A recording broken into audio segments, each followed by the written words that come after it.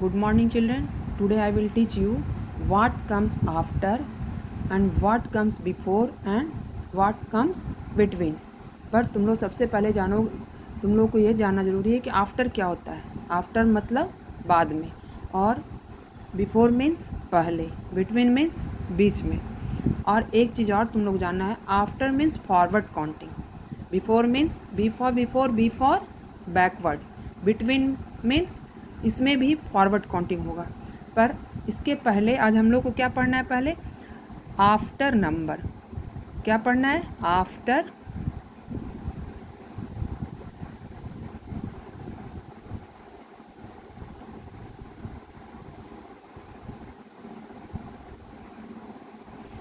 अब हम लोगों को आफ्टर नंबर में सबसे पहले हमको देखना है ये काउंटिंग.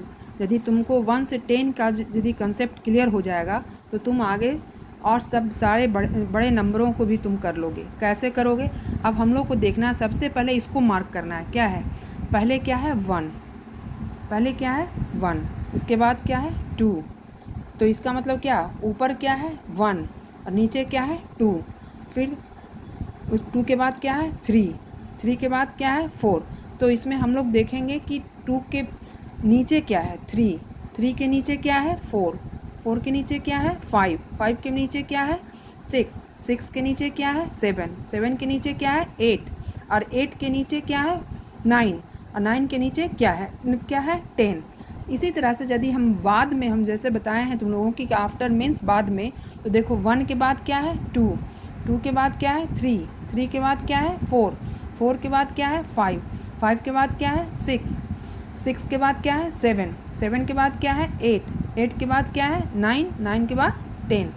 तो हम लोग को आज पढ़ना है आफ्टर. आफ्टर में हम लोग क्या है, जैसे देखो यहाँ पे 4 है. अब ये तुम लोग बताओ कि 4 के बाद क्या होगा. अब हम लोग इसको देखेंगे. 4 के बाद क्या है? 4 या 4 के नीचे क्या है? 4 के नीचे 5 है. या 4 के बाद क्या है? 5. तो यहाँ क्या होगा? 5. हम लोग यहाँ 5 लिखेंगे. इसी तरह से हम मान लिया यहाँ हम लोग 2 लिखते हैं, तो 2 के बाद क्या होगा? देखो यहाँ 2 के बाद क्या है? 3. यहाँ क्या होगा? 3.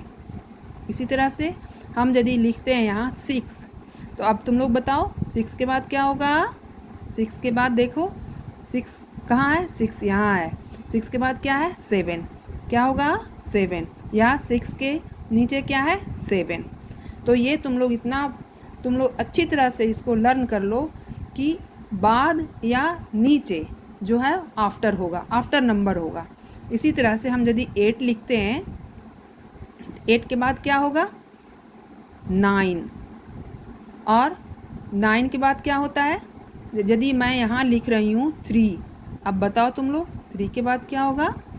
3 के बाद क्या है? देखो 3 के बाद क्या है? 4. तो हम लोग यहाँ 4 लिख देंगे. इसका मतलब क्या कि आफ्टर 3 4 होगा. अब इसी तरह से मैं यहाँ तुम लोग को दे रही हूँ होमवर्क. तुम लोग इसको देखते हुए और तुम लोग इसको कंप्लीट करके भेजोगे.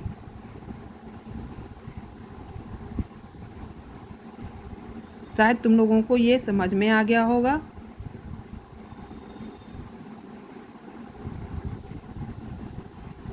तुम लोग इसी तरह से इससे आगे का भी नंबर कर सकते हो, क्योंकि तुम लोग 40 तक तुम लोग पढ़ चुके हो. तो चलो आज मैं दे रही हूँ आफ्टर 10 क्या होगा. तुम लोग थोड़ा सा ब्रेन को अप्लाई करो और तुम लोग 10 के बाद क्या होगा. इसी तरह से 12 के बाद क्या होगा. तुम लोग इसको कंप्लीट करके और हमें सेंड करोगे.